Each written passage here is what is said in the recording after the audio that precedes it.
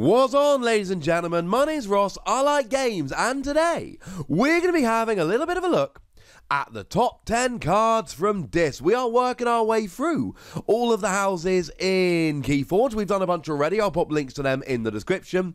Today, it is the turn of Dis, and along with Mars, Dis is probably my favourite house in the game. There are so many cards in the house of Dis which are just annoying. Let's have a look at them, shall we? Now, starting off with number 10, I couldn't make a decision, so I've got 3 in at number 10. Call them joint number 10, flame me in the comments, I couldn't decide between them. So coming in at number 10, we've got Dominator Bauble. It is an artifact, and every turn you get to use the action, use a friendly creature. Now, I talked about this in my broken combo video very recently. I'll pop a link to that one in the description. But essentially, the language here is very important. Use means reap, fight, or action. Use in any way you like. Friendly creature means regardless of your active house. So essentially, once during your turn, you can use a creature from a different house. I mean, in theory, you could use it to use a Dis creature, but it says use, not ready and use. So if you're on a Dis turn, you can already use Dis creatures. If you use them, they get exhausted. Dominator Bauble doesn't unexhaust them, doesn't ready them. So it lets you use a creature from a different house. That's great. Also in at number 10, Hysteria. This is one of those cards that could be really, really good or really, really bad depending on when you play it. What it does is return each creature to its owner's hand. Now, this can heal up all of your creatures, ready to play them back down again. This could allow you to make your opponent pick up all their creatures. I mean, if they've got way more creatures down than you, not good, because they can fight and reap and all of that stuff, so you make them pick them up. But you can also do stuff like use your play abilities over again. So if you've got something like a couple of Urchin on the field, you can pick up those Urchin, and then next turn you take a Shadow's turn, you play the Urchin down, because each Urchin you play steals 1 Ember from your opponent. Yeah, that sounds like fun. Of course, it can also backfire by letting your opponent pick up their creatures, which of course means that they can then use their coming into play abilities, which is not terribly ideal. I was playing a game the other day and I really wanted to use a Hysteria, but my opponent had Bumpsy in play, which he could then play down and make me lose an Ember, and Gang a Chieftain in play, which would let him ready and fight with a neighbouring creature.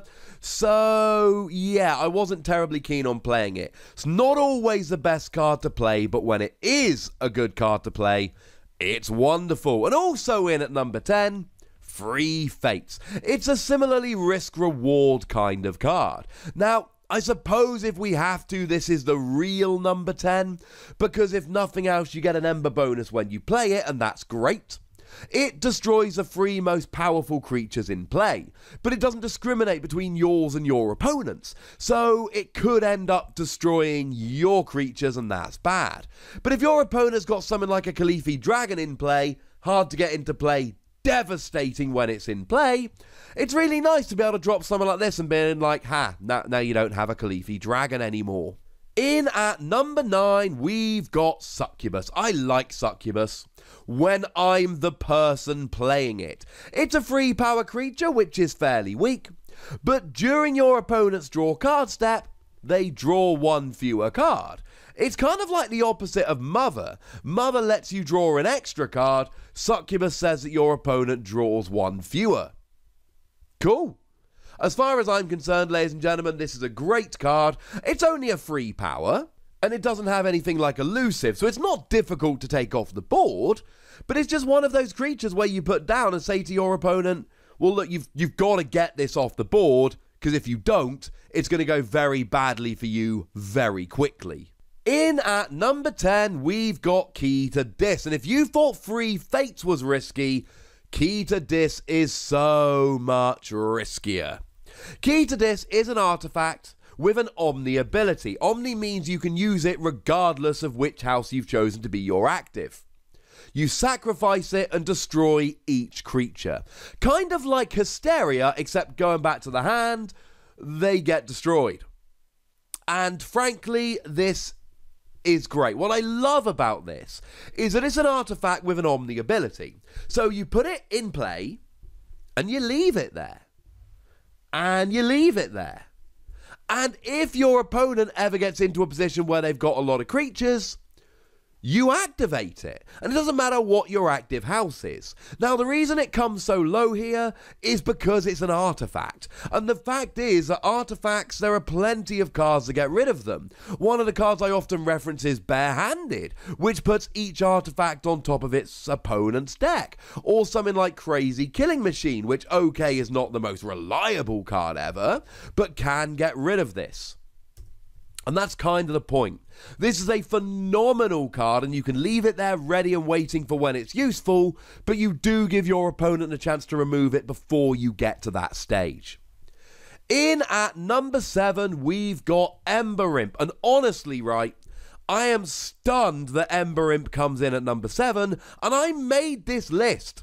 This is my list. Now, I did do a poll on Facebook, as I always do. I'll show you that at the end. Huge thank you to everyone that helped voted in that. But Ember Imp is phenomenal. It is the best turn 1 card we've got. Remember, turn 1 going first, you can only play 1 card. And I did a video about the best turn 1 cards. I'll pop a link to that one in the description as well. And Ember Imp, spoiler alert, came number 1 by a mile. Because while it's in play, your opponent cannot play more than 2 cards each turn. And kind of like Succubus, it's a very weak creature. It's even weaker, it's only a 2 power. And there's nothing like elusive, there's no way to save yourself. I mean, look, you can always put something like a Shadow Self down next to it, or you can put something with Taunt down next to it, and then that will protect it. Let's say Champion Anafiel. So your opponent has to attack Champion Anafiel, they can't go after Ember Imp. But generally speaking, this is pretty easy to get off the board. But you force your opponent to have to get it off the board. And they do, because your opponent can only play 2 cards a turn while this is out. They've got to get rid of it. In at number 6, we've got Drumble. Drumble is another phenomenal card. Now, it's very, very weak. It's a 2 power, but at least it's got elusive, so your opponent has to attack it twice. The first time they attack it, it does nothing. But when you play it, if your opponent has 7 Ember or more, you capture all of it. Now, there is a sweet spot for your opponent. Generally speaking, unless there's something like a Jammer Pack or another card we're going to look at later, which increases the cost of keys, it costs 6 Amber to forge a key. So essentially here, your opponent has to try and make sure they've got exactly 6 Ember, because if they have more than that, down comes Drumble to steal it all. And then you can use something like Hysteria to pick it up and potentially reuse it later. It makes your opponent not want to have too much Ember. That's really mean. Speaking of cards that increase the cost of forging keys, in at number 5, we've got Lash of Broken Dreams. Lash of Broken Dreams is a phenomenal artifact. It's got an action which just increases the cost of keys by 3. I do actually have a deck which has both Jammer Pack and Lash of Broken Dreams. Jammer Pack is always on and increases the cost by 2. Lash of Broken Dreams is an artifact you have to use during a dis turn. But then your opponent has to pay 11 to forge a key. Doesn't always work, but when it does, it's beautiful. If you know your opponent's going to forge a key because they've got 6, 7, or 8 Ember, just use Lash of Broken Dreams. Now, if they've got 9 or more, fine. But as long as they've got 6, 7, or 8, this will stop them forging a key. And even if they've got 9, they're still wasting 3 Ember because they're spending 9 when they could otherwise only be spending 6. It's great. Though every game I do end up in an annoying situation where I want to stop them using a key, but all I've got is Lash of Broken Dreams and I can't have a good dis turn, so I have to not use it. Boo, etc. In at number 4, Restringuntus, another card we talked about in our combo video yesterday. It's a 1 power, it's incredibly weak, but when you play it, you basically get to lock your opponent out of a house. It's ridiculous, ladies and gentlemen. Utterly ridiculous. You get to stop your opponent using one of their free houses. That's could end up winning you the game.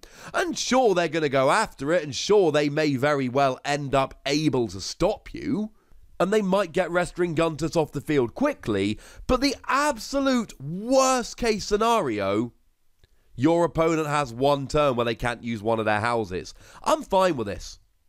In at number 3, the other card that was mentioned in that combo, it's Control the Weak.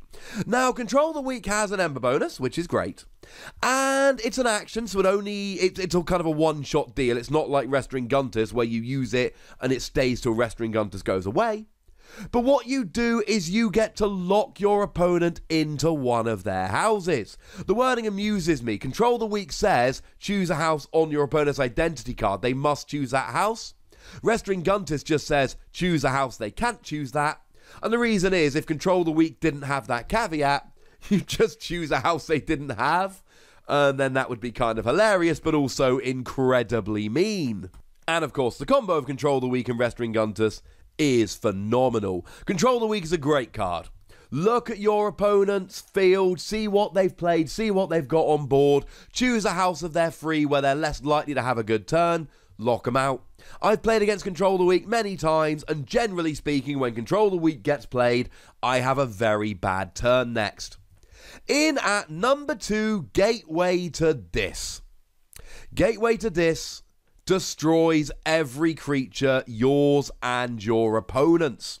Hang on a second, isn't that basically exactly the same as Key to Dis, which only came in at number 8? Yes. Why is this so much better? It's an action card. It's better because it's an action card.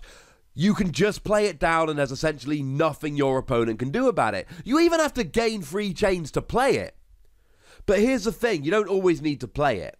The fact of the matter is, you're not always going to want to play this, and it gives you chains, and it's still a phenomenal card, because if your opponent's got a board full of creatures, this can wipe them out. I got a deck the other day that I really, really like, but it's very creature heavy. 20 out of the 36 cards in that deck are creatures. If I remember, I'll drop a link to the deck in the description so you can go and have a look at it. I really like it. I think it's a good deck, and I played a couple games with it, and it's testing really well. Here's the problem. If my opponent drops a Gateway to Dis, I basically lose.